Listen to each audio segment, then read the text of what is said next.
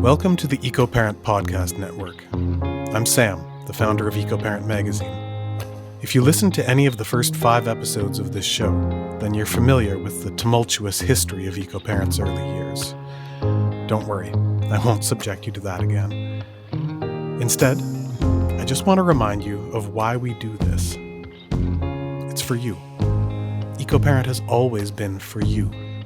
The parents who go the extra mile to do a little better for their kids, their families, and for the planet. But the relationship is symbiotic. EcoParent also needs you. So if you like these podcasts and find that they add value to your life, if they inspire you or make you feel more connected, please share them with your friends.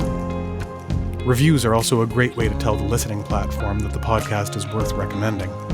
So, if you're not busy driving a kid here or there, or making supper, or any of the other awesome parent stuff that you do, please take the time to pause this recording and give it a quick review, or text it to a friend. Dad, can we record the outro? Sure. In the line of work that I do specifically in hormones, the first step to supporting your hormones is actually in the gut. It's not about working on the ovaries first or working on the adrenals and the thyroid.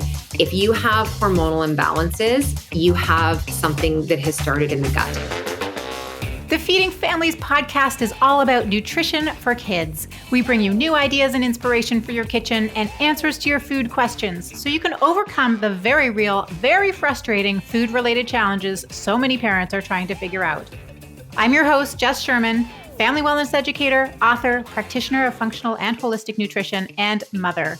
I want you to develop unwavering confidence in the choices you make every day. So let's get into Feeding Families.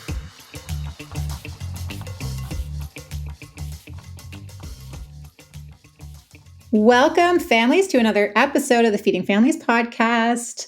I am so glad to have you here to talk about a really important topic, mostly to do with our young girls and ourselves as mothers. The idea behind this podcast really is to help you find some clarity, find some simplicity in your life, kind of cut through the confusion, cut through all the nonsense that's out there, and really, help guide you in your goal, all of our goal, which is to raise healthy kids and muddle through the complexities and the struggles of supporting them as they grow, feeding them as they grow, nourishing them as they grow. And I also love through this podcast that I have the capacity to introduce you to new people who are also following the same intention, following the same mission, following the same vision, going through what we're all going through together. And so this episode is really about that. I invited my friend Jenn Pike to talk to you because she fits all of that. I mean, Jenn, you are a warrior in your own right. You're a mother, you're a teacher. You walk the talk, as it were, in terms of trying to find that simplicity and that balance. And you do it with a lot of grace and through the medium that I think we both share, which is education, right? Like when we know better, we do better, right? And I don't know about you, but I didn't learn about my body really, I think, until I was pregnant. I think that's when I started to take an interest, And then it just kind of snowballed from there of like, okay, I have these little beings, these little children. Now I need to learn about what they need and how am I going to keep myself healthy as I keep my kids healthy. So I know you've been through a similar journey. So welcome, Jenn. Thank you for coming. Thank you so much for having me. I'll read a little bit about you, and then we're going to dive into a conversation about hormones, about taking control over your health, about, being bold in your decisions as a parent, particularly as a mother, and about teaching our children, particularly our girls, about their bodies. So Jenn Pike is a functional diagnostic nutrition practitioner and a registered holistic nutritionist, which is, it's also what I am. But then from there, we deviate because Jenn is also a yoga and Pilates instructor and medical exercise specialist. And I love, Jenn, how you blend the two together, nutrition and fitness, to help people create strength from the inside out. She's also a best-selling author, the host of the podcast, The Simplicity Sessions, the founder of the Audacious Woman Business Mentorship Program for Female Entrepreneurs, who desire to flow in the feminine energetics of alignment, alchemy, and abundance without burning herself out. I love that. Oh my gosh. Jenn specializes in women's health and hormones. She's an inspired mom of two. She understands true well-being is a journey to be enjoyed and not a struggle to be forced. I want to just chew on that for just a sec. True well-being is a journey to be enjoyed and not a struggle to be forced. She inspires, she cuts the BS, and she helps women create more simplicity and ease in all that they do. So welcome, Jenn. Thank you, first of all, for everything that you do and everything that you are. Thank you so much for having me. I'm really excited for our chat today, Jess. Me too. So let's dive into this. I've watched you grow over the years. I've known you for quite some time, and your passion seems to lie in helping people understand their bodies so that they can have more confidence and they can make educated decisions and educated choices in support of their goals. And more recently, you've really focused on hormones with women. Can you tell us just a little bit about why that has become such a passion for you and why you devote all of your energy into this? Yeah, I think, as far back as I can remember, I've always been fascinated by the human body in general. It wasn't even so much about women's bodies in the beginning. I grew up in an environment where I was exposed to fitness and a gym and exercise from a young age. And there was like a resonance right off the bat for me. And so I loved being able to witness what our bodies were capable of and that level of human potential.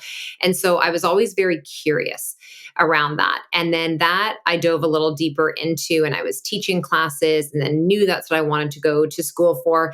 And then nutrition became a part of my life. And I was starting to work more and more with women. And if I had gone back in time, I was the one in high school that when we would get out of health class, we'd be in the change room and I'd be turning to all my girlfriends and being like, that's actually not true what we were just taught, or that's not the whole story. And there's actually, this, that, and the other. And my oldest sister was 12 years older than me. So like I always say, I was 4 when she was 16. So there was a lot that I was being exposed to and learning about our bodies as women, as teens in our 20s. When she was in her 20s, I was a tween, all of those things where it made a lot of sense to me. And then it got me more curious about my own body. And then just starting to witness what was happening to my girlfriends and friends as we grew in that. And there was just so many non-truths that we were being taught. And there also wasn't enough information. So, for me, I remember being like 15, 16 years old and understanding things about the menstrual cycle and about tracking our cycle and about fertility and about, conception beyond just taking a pill and using a condom and all of these things. And none of my friends had any clue about any of this. And I was like, this is crazy. We all have the same, bits and pieces essentially that we're working with. Why do I know about this information, but everyone doesn't? Why is it because I have to live in a household where another woman is going through that? And I was lucky. I grew up in a house where that stuff wasn't shameful. It wasn't hidden. It was, that's just what we talked about. And I had a brother as well, too. So it's not like it was just women in our house. But none of my friends were on that same page. So I didn't on purpose, but I really just started to become that voice and that person that my girlfriends would come to and they had questions. Like, hey, this thing's going on or I'm feeling like that. Is that normal? Like, what else can I expect? And I loved it. And so then as I moved deeper into my passion of fitness, nutrition, and movement, in the beginning, I was working with a lot of athletes. There's a lot of guys. And then I started to work more with women in a part-time capacity. And that soon became like my number one passion because these women I was working with, they were reaching outside of themselves to try to solve a struggle and create a solution. So they were always looking to the outside. The exercise will make me feel better. The exercise will balance my hormones, help me lose weight, help me sleep. The salad and the chicken will accomplish that for me. But they didn't actually understand how their body functioned, what was going on, in the phases of their cycle, reproductively, their adrenals, their thyroid, their gut health. They had no idea any of that. And so that for me, just a zoom out moment of something is dramatically wrong with the system that as women we are part of, and we're being told or being educated, but this is skimming the surface. We may be doing a little bit of education, but we are most definitely not empowering women. And so as time went on and then I became pregnant with my first child, you said it, like when I got pregnant and then gave birth and became a mom, that it changed everything. it changed everything because my first was a girl. So here I gave birth to my daughter, and there was this immediate connection and commitment of, I promise you that you will learn and love and understand everything about your body, every experience from the youngest age moving forward. I wanted her to be prepared. I wanted her to know. I wanted her to feel safe in her body. I didn't want her to have any of the shame, the embarrassment, the lack of knowledge that any of my girlfriends had, or the adult women that I was training. And so that really is where so much of it came from. And then as I started to allow myself to do more of this work with my clients and with other women, it just literally was like a flame was lit and it spread like wildfire. Then the women were just coming out of the woodwork. Like, my friend said, you taught her this, so and so. I was getting asked to teach and talk about it. And all of a sudden, this thing that was so taboo was the thing everyone wanted to talk about out loud. So that's where it started. You bring up so many little pieces of that, which is this whole idea of like looking outside of ourselves for our health is so important, right? And I think as parents too, we don't know what we don't know. Like, we're in a very vulnerable state when we become parents. First of all, probably kind of depleted and exhausted from having, birthed the baby, but also just like, there's such a lack of education around how to keep a child healthy, and lack of support, what used to be sort of multi-generational support and is now, you're kind of on your own. And some people like have to go back to work and don't have supportive families or what have you. So, when we're in that vulnerable state and we have this such bond with our children that we just really want to do right by them, we tend to look outwards to find answers. And I think what you're highlighting is that the answers are in us. If we can tune in and find some space and find some calm, we can find the answers, and we can intuitively follow our sense of what needs to happen to support health. Yeah, absolutely. And I think that is, I think it is one of the most important lessons and reminders and cues that we can empower our kids with from the youngest age, of tapping into their intuition, of like, listen to what your body is communicating. How does it actually feel? We tend to ask this question all the time of, well, what do you think? Changing the framework of that to, what do you feel? How do you feel? It's dropping out of the logical, where this is where we can tend to get muddled with what everyone else tells us and, what society says is right or wrong or yes or no in our body, and then we get to drop in. And it's when we drop into our body, I believe we know all of the answers. I believe it. I believe every time we say, I don't know, when it comes to our health, we actually do know. We don't trust it.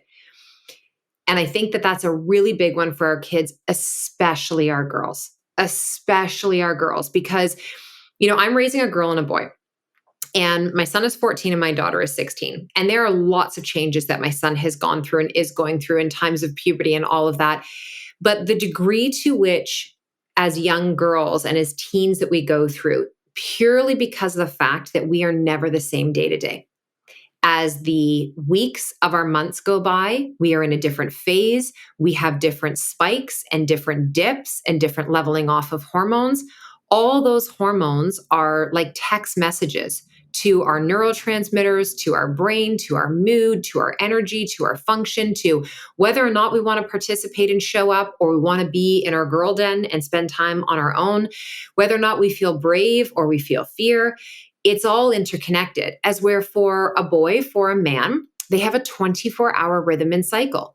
It is very much like, the sun rises and the moon sets. That's very indicative of a man's cycle. But for us as women, we go through all of the different phases, and it's an undulation. And if we don't understand that that's happening, or why or how that's happening, we can think that we're just a hot mess all the time. Moods all over the place, emotions are all over the place, And then this is where we get the labels, like, she's moody, she's bitchy, she's this, she's that. That changes dramatically when you can actually teach that girl So I taught workshops for a long time, mother-daughter hormone workshops. And I had girls as young as 8 and 9 years old in these. And the way that I would frame it and teach it is to celebrate their bodies and to teach them from an exciting way of what is going to start to happen in the next few years in your body. These are the shape changes you're going to notice. These are the fluid changes you're going to notice. These are the mood changes. These are the emotional changes. You're going to go through days where you're going to feel sad and not understand why, because you've got a home, you have clothes, you have friends, you have a family, all of those things, and yet you feel sad for some reason, and talking about why. So it's like when we have some level of preparedness, it doesn't scare us or shock us as much when some of those things start to happen. Now, when you have one of those feelings, or you have the physical symptom or the body change that happens, the social interaction, whatever it is, you're like, wait a second, I've heard about this before. And now all of a sudden you've created this connection in your body. And that's like the birthplace for us as women of that interconnection, of that deep knowing.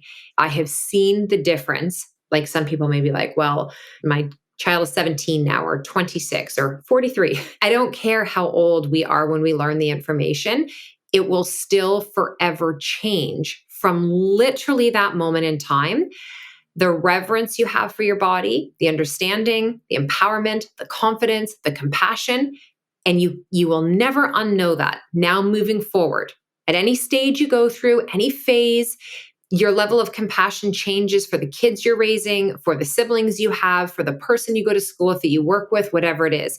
You will forever look at things through a different filter. I 100% agree with that. And I see it as well. It's like when we understand our kids, when we understand what makes them moody, when we understand what low blood sugar looks like, when we understand what a food sensitivity looks like, then we understand them and we can address them with some compassion and with this understanding, and we can take the most relevant logical steps to help them. It's very empowering. It makes the chaotic become very predictable. I experienced that with my own hormones. I didn't know that in the second half of our cycle, progesterone dips, and sometimes it makes you feel very moody and terrible. Yeah. I didn't know that until I was probably in my early 40s. Like that's how long it took. Nobody told me. And until I was experiencing these like dramatic mood swings. I wasn't somebody who really had a lot of PMS. I didn't really have a lot of issues around my cycles. I didn't even really understand my cycles. And when I heard that one little piece of information, it changed everything, because then I became interested in tracking my cycle to be like, oh, what does ovulation feel like? What causes my progesterone to dip? What happens when I support my adrenal glands? Does my progesterone still dip? All of these pieces started to become more predictable to me. And that helped me understand my body. And exactly like you say, it helps you understand the brilliance of your body and understand its language, that it's talking to you regularly and telling you exactly what it needs. But if you don't understand its language, then you can't rise to meet those needs. Well, and this is it. Like our body is this beautiful content creator, and she's an author, and she is telling us a story every moment of every day. The problem is that if we did not grow up in an environment, a community, a society, an area where we were taught that that was not only a good thing, but an important thing to know and understand, it feels like the story's coming through in a completely different language and a different tongue. We've never heard it before, so we don't get it. So we feel the feelings. We feel the mood swings. We feel the emotions. We feel the breast tenderness. We feel the crying, the lack of sleep, the cravings, all of that. But we don't understand why it's happening, because all of those pre-signals, all the little text messages that were coming in were in a different language with no translation available. That's the way, you can think about it. And for our kids, that's what's happening, is they're getting bombarded like notification after notification, but they can't read the notification coming in. They've never been taught it. It's foreign to them. And so they're getting the overstimulated part. Or in that case, you talk about being in your early 40s. and learning for the first time about the progesterone dip that happens. This is like our tween years in our early teens and our 40s. They are puberty in action and in reverse. So the puberty years, the tween teen years, the hormones are hyper and we're having the surges. So estrogen is first onto the scene. We need that estrogen and the follicular stimulating hormone so that the follicles on our ovaries ripen and an egg can be chosen and released, which is ovulation. You can't produce progesterone without an abundance of your corpus luteum, ficus cells, and granulosa. It only happens if you let an egg go, if you ovulate. When you're perimenopausal, you get into your early 40s, mid 40s, and late 40s, that process is happening less and less often. And you're having what can be referred to as anovulatory cycles. So where you once, the brain and the body was bathed in this progesterone, which is the parasympathetic supportive hormone. It calms us down. It's the gut to brain barrier. The GABA receptor really lives in here as well, too, from a hormonal perspective.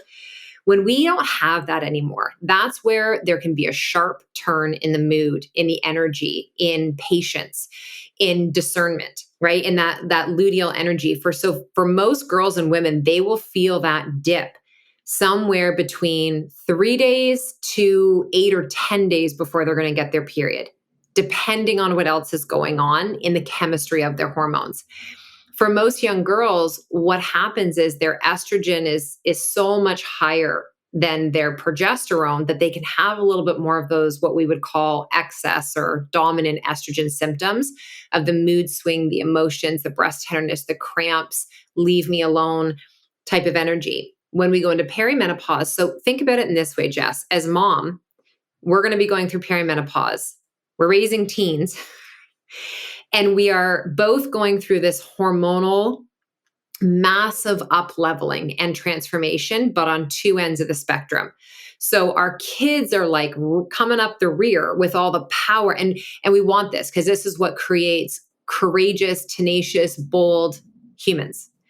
We are like, the body's like, I've done all those decades of that energy now. I'm a little bit tired. I'm starting to slow things down over here. And yet we have to keep up on that level with the humans that we are raising.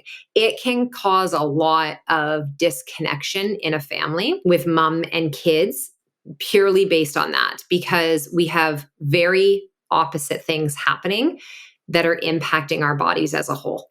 Yeah, I'm sensing all of the moms who are listening to this, moms who are raising girls, just nodding their heads. And I mean, I'm raising 3 boys, so we have our own cycle issues, but I see that with my clients who are raising girls.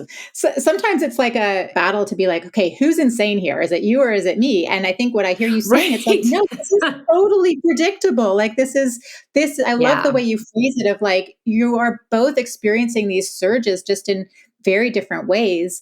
And let's celebrate that because it's just 2 different stages of life and 2 different hormonal cycles. It's amazing. And what you'll notice as well, too, is that especially with women in the same household, our pheromones give off. This is where, like, I'll give these examples to people. If you're the person who doesn't believe in energy, I think there's 2 really great ways to reframe your stance on that. The first is you can be in the most amazing mood ever, and then go and spend time in the space of somebody who is in the worst mood and is literally sucking the energy from you. And it doesn't matter how great your energy is, at some point you will become an energetic match for their not so good mood and energy. When you live in a household with women who are menstruating around a certain time of the month, our body gives off pheromones, these chemicals. They do a few things. One is they attract the mates that we want to bring into our life to procreate with. The other is they give off different signaling that for other women's bodies start to pick up on. So it's like how your coworkers and you all of a sudden start to have your period at the same time. You and your daughter start to have your period at the same time. That's not coincidence. That's not like so ironic. That is very much biology and nature at play. And so it's also recognizing too, that if you're all menstruating in the house at the same time, that's really when it's a great opportunity prior to, not when you're on your periods, but just having some dialogue with your girls of, kind of like we're in this together, and let's just be aware of how our emotions may be and how we might act and treat one another, and maybe some of the things we might say. And, for us in our household, this has been going on for a few years now in our house, and we always have ours around the same time. But there's just an understanding now where I know she needs more quiet time, that period of time is not the time for me to ask her a million questions about anything. It is the time to let her just process and be, and she knows where I am and she will come to me. But if I honor and honor and honor and honor, because that can be my energy, the couple days coming into my cycle, especially like I'm 43, my patience is like the size of my pinky finger now. It's very small. So the littlest thing could have me being like, why didn't you do this? And why didn't you get that? And I know it about myself. So as soon as I hear myself say one sentence with it, I am like, Jen, go to your room. Like, go for a walk, go have a snack. You're about to turn into a toddler. Just stop. Yeah, I love how it's such a reframe, I think, because sometimes it's like, oh, you get the eye rolls of like, oh my gosh, she's got her period and now she's just being moody, she's just being a moody teen or what have you. And it's kind of brushed off. But the way you're describing it is this reframe of like honoring that cycle, understanding that needs shift, it needs change depending on what your hormones are doing. And when you understand them, you can adapt to them. And instead of, creating this conflict. Yeah. And it is, I think what we have to understand as women, as mothers, as individuals, is that ovulation and menstruation are two of the most powerful gifts and brilliant things that our bodies do every single month. They literally are such a gift. They are our fifth vital sign of health and wellness and vitality. This is not a curse. This is not something that we should, badmouth every single month and try to, suppress, dismiss, and wish it away. It is so critical for our health on every single level, not just from a reproductive, from, a mental, emotional, a spiritual, a soulful, all of that. And, I think it's something as well, too, that when you start to understand it through a different lens, it's big work that happens every month when we have a period. We are shedding the lining of an organ. We are shedding the endometrial lining. This is like the biggest workout you will do throughout your entire month. It requires introspection. It requires us to create a winter for ourselves, to go into the bear den and to literally just take a moment, which a moment during your cycle is about 48 to 72 hours, to literally just like, how can I do less and how can I go in here more and like allow my body the rest that she needs? That doesn't mean lying in bed. It just means saying yes to less, staying a little bit more quiet, giving your things the thing that you need, allowing yourself to let people down, maybe canceling the thing, that go to bed earlier. It's that. And then once the body has done that big, huge work of shedding and releasing, now the body has to muster up all the resources. This is where the food part comes in, the resources, the fuel, the energy to now go and rebuild that organ, to rebuild the lining of our uterus. Like, this is the thing that for me, this is so much more than bleeding 5 to 7 days a month. That's just the end result. The period is the last phase. There are, the follicular and the ovulatory and the luteal phase, like that's where all the work, she has been working, her body has been working so hard all month to build to this point where now her body is going to actually do away and release what is no longer. She needs to have that downtime. So let her be quiet. Let her be alone. She's not being moody. She's not being bitchy. She's okay. Just let her have that time to feel and process. And for moms who have a difficult time, like there's this part of us, right, as mom, where we want to have control. And we feel like if we're not like in there and being on them, then somehow we're not being helpful. Not true. I think the most helpful thing you can do as a parent in those times when you witness that in your kids, be in the house, but don't be in their room. Hey parents, this episode of the Feeding Families podcast is being brought to you by the Canadian School of Natural Nutrition. Do you want to improve your health and well-being, but you're not sure how? Have you an interest in food and nutrition and the science behind it? Kickstart your health journey by learning the fundamentals of holistic nutrition through CSNN's Introduction to Natural Nutrition Certificate. This introductory certificate provides a great understanding of the links between health and nutrition. Successful completion can be transferred to the full natural nutrition program so you can earn your professional designation, title, and diploma. It's available at select CSNN branches. You can learn more at csnn.ca/holistic-family, or you can follow the links in the show notes.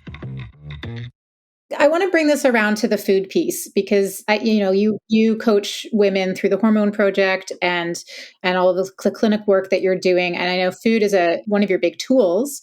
How important a connection is it to support your hormones with food? What do you see in terms of being able to use this as a tool to support hormone regularity and predictability?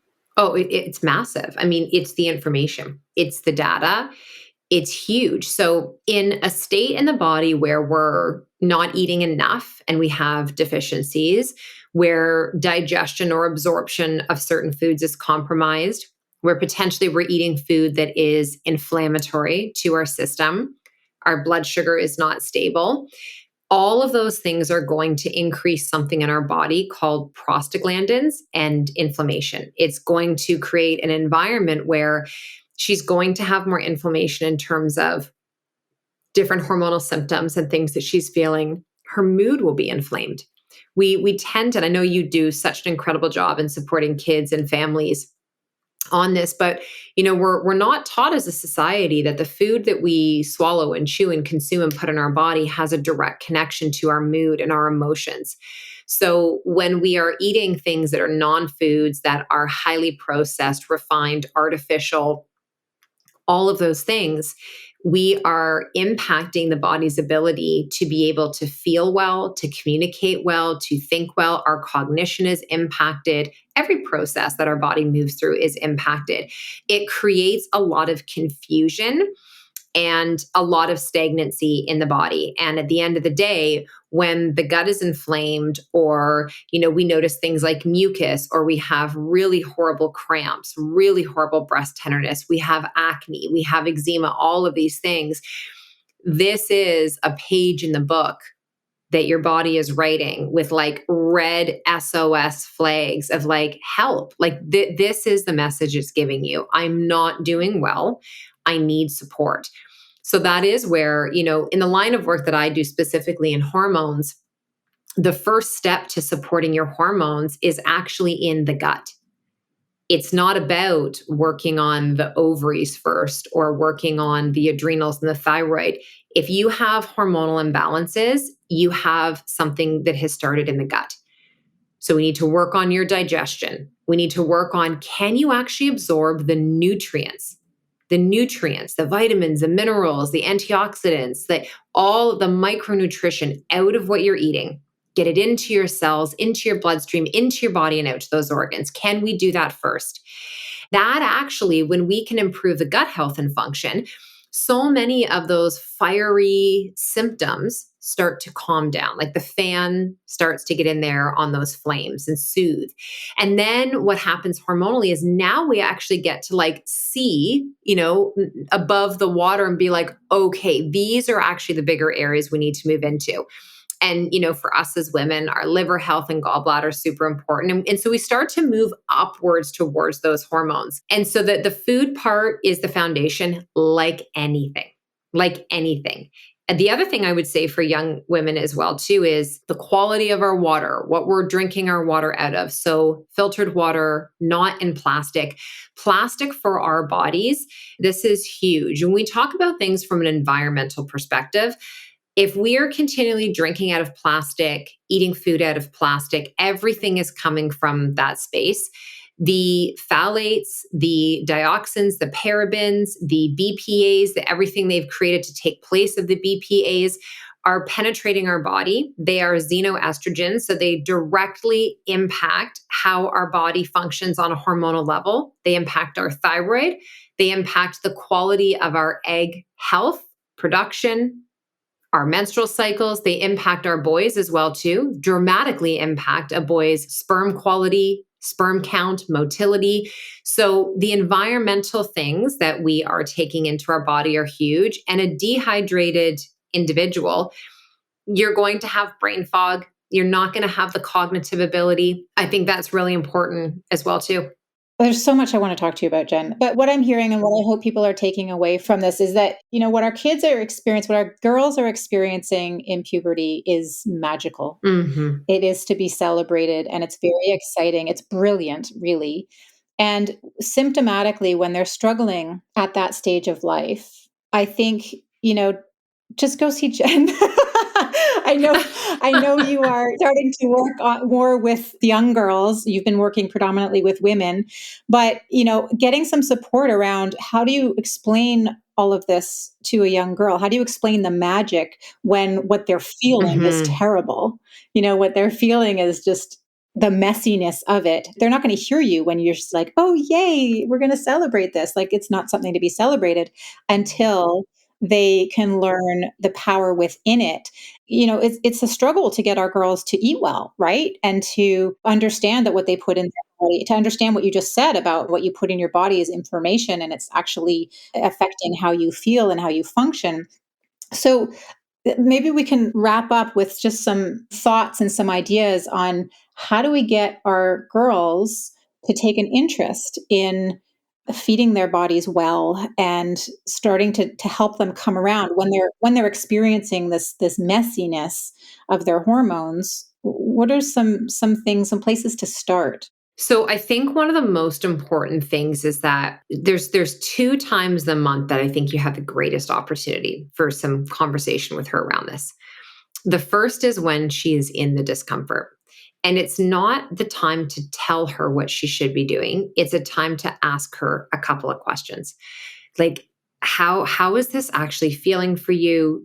Do you want to keep feeling like this? Are you open to maybe some suggestions of changing some things so that we don't have to be taking Midol and Advil and curled up on the ball on the couch and throwing up when you have your period and missing school and missing sports? It's asking questions instead of telling this is what you could and should be doing.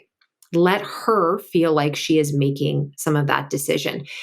It's hard because, so here's where the ease can be. The ease can be in the home. You do the grocery shopping, you're controlling the things that are in the house. Be a mentor for your child by you honoring your body the way you wish that she would honor hers. Lead them by leading yourself. I think that is the most important thing. So if mom or parent listening, you have a really difficult time nourishing your body in that way, maybe the best work you can do for her right now is to do the work for you right now and let her see that. The second piece is it does get hard because socially, if they're in a circle where the food is not that healthy with their friends, they do not want to be the center of attention. They don't want to be called out. They don't want to be different. They do not want to be different. Tween and teen years are years of survival, and to stay part of the pack, you have to blend in. Do not stand out, whatever you do. Okay. And so what you have in the home for them to drink and eat and all of that is important because that's where it's safe. No one witnesses and sees that. It gets hard when they get a job. They have their own money now. They're going to go out and buy the things you wish they wouldn't. Trust me. Like, my kids have grown up in this environment. Still, there are days where I'm like, seriously, like Doritos and a Sprite were like, that's what you've eaten all day, like a whole bag of them. They know better, but there's also something to allowing your kids to feel what it feels like to feel like crap. And then creating an opportunity at home where they can actually feel good. So this is just kind of the relationship we have with our kids now. And they'll know. They'll come and say things like, I really need to stop eating the gluten out of the house because when I don't eat it at home, I feel so much better. I really need you to book me an appointment with a chiropractor. I can feel that I'm out of alignment. I'm feeling a little bit more congested. Where's the tincture for this? I need to stop getting cheese on whatever the heck it is. Like they will, I promise you, they will start to shift and do these things. The other way is to ask them, what type of things do you enjoy? Like there was a period of time with my daughter where I was like, okay, we need to get more vegetables into your system. She was always great with food. And then there was like a solid year where she was just, if it was a carbohydrate, no problem. Like if it was like rice, pasta, crackers, breads, chips, all that, no problem. Maybe a little bit of protein, but like no vegetables. And the only ones that she would eat were cucumbers and carrots. And I was like, I will slice you cucumbers and carrots every single day for 365 days if you're going to eat them. Is it ideal to eat the same thing over and over again? No. Would I love for her to get in variety? Yes. But how grateful was I that she was just eating cucumbers and carrots? Here you go. Now her palate is different and she's eating more variety. So I think it's like, don't stress mom and dad so much about in that moment what they're not having. Get creative. And Jess, you're like the queen of all of these tips of like blending stuff, putting it in sauce, adding it in a smoothie. Again, just ask them, like, what's the way and what's the thing that we can get more stuff into your body, as opposed to telling them. I think those are good places to start. And then honestly, some supplements as well too, to bridge the gap. Yeah. Yeah. I think what I would pull out of that is that, especially in the teen years, it's not about telling them what to do. It's about tuning in and asking. And you mentioned there's 2 times in their cycle, and one of the time where you have an opportunity to bring the conversation. And one of them was when they're feeling discomfort. What's the second? The second thing is actually when they're feeling really good. And so when you notice that they're feeling really good, is to ask, like, why do you think you're like feeling so good right now and in such a great mood, or, whatever it is, or they haven't complained about like their skin breaking out or anything like that. It's like, it's just asking, like, why do you think that is? I think that when they're in the high is a great time to have the conversation. And when they're in the low is a great time to ask the question, not in a moment of like what can happen. And it still happens in our house too, where it's combative. Right? That's the worst time to go down the list of like, you should be doing this, you should be doing this, you should be doing this. Like, you've lost them. They're not listening. It's no different than when they're little and you yell at them. They don't hear what you're saying. And it took a long time, but when I learned that, what I learned is, if I really wanted my kids to pay attention, if I wasn't happy about something, the quieter and slower that I spoke, the more they listened. Yeah. So I think it's just, it's a learning curve for us all. It is. I think it starts with just learning about our bodies and understanding that our cycle is a powerful tool at our disposal if we can leverage it. And we can only leverage it if we can understand it. And we can only teach our girls to leverage it if we understand it as well. The other little thing I'd say is, if they're willing to share podcast episodes with them, share, a webinar with them, share something, you never know. So we have a couple that we've done that are over on the website that are evergreen, that you can go and purchase, like the Mother-Daughter Hormone Project. We have this will have happened by the time this airs. Before it, we have a cycle syncing summit. You can go and purchase that on the website. It's great information. We teach it through 3 lenses: the lens of the period years, the perimenopausal years, and the menopause years, of really understanding our cycles and these phases as a whole. It was on September 16th, but we have it so that you can go back and purchase and watch it. So I think that for our girls, and just for us as parents, is the education never stops. And I don't want you to look at that like now you have this other job. Look at it through excited eyes. Like, we're going to have these bodies for a really long time. And how amazing is it that we continue to grow and evolve and learn more? And I just think I'm so grateful. I'm so grateful for our bodies that we have, and to have the opportunity to spend time with people talking about it. I think it's how we're going to change everything. It is. And getting curious, right? Like, all the tips that you've given us, it really stems from like, let's get curious about each other, about ourselves, and then we'll find the power within our bodies. Thank you so much, Jen. This has been delightful. And we're going to link to all of the stuff that Jen mentioned, all of her resources, particularly for women, for girls, for moms and daughters to do together. Thank you for all that you do, Jen. And thank you for sharing this with us. Thank you so much, Jess.